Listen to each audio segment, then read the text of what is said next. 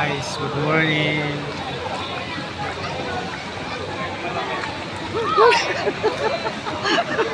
Yan sila tita, Ana. Ay, mga chicken. Ito kami sa Azur Residence guys. Bulaga!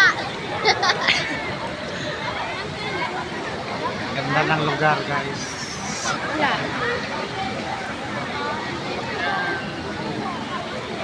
Kunting chill lang.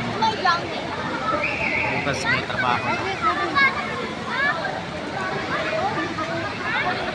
Itong swimming pool na to guys ay mayroon tong wave pool mamaya.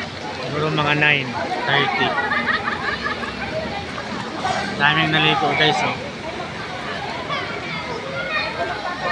Sakit namin yung araw na to.